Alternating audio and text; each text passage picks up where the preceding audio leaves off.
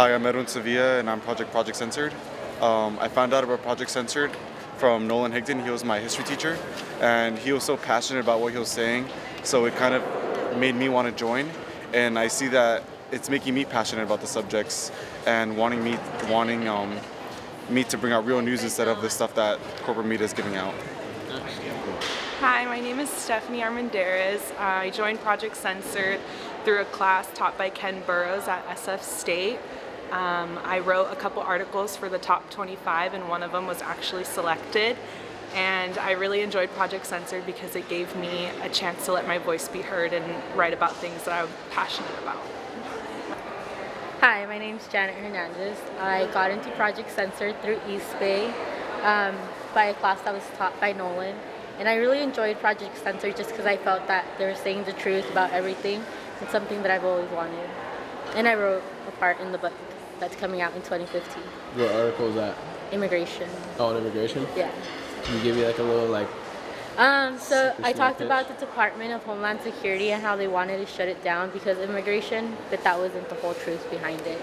There's more to talk about. And that'll be in the 2016? Yes. Okay. Nice. I'm Ellie Kim. I'm transferring to Reed College this fall in Portland, Oregon, where I'll be pursuing political science and independent journalism. I've been interning for Project Censored for the past year under Director Mickey Huff, and I was recently elected as one of the officers for the Global Critical Media Literacy Project, coordinated by Nolan Higdon. I noticed in my generation particularly, a lot of people are not necessarily blind to the fact that we're being fed corporate propaganda, but it's the students don't really have the tools to navigate through all the junk that's out there, and so what happens is they become cynical and they choose to disassociate themselves from political life and from news. But news media is the source, is the control of information, and essentially that's how power is controlled or suppressed. And so I encourage students to hone their media literacy skills. That's what we're going to be doing with the GCMLP project. And I encourage students to pay more attention and think critically because, as Michael Perenni said, I always quote Perenni, but he says in a nutshell that people choose to detach from political life because it is in such an awful state, but you can never remove politics from your life.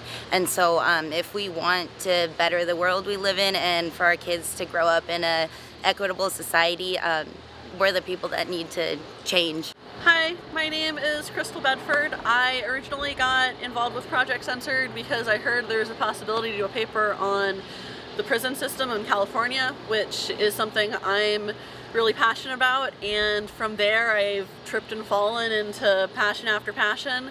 One of the really interesting things for me is how going from one thing to another, I've done the prison system, Trans-Pacific Partnership, feminism, and I did a piece on, let's see, I don't even remember all of them now, but finding the connections between all of them even when you don't necessarily see the thread.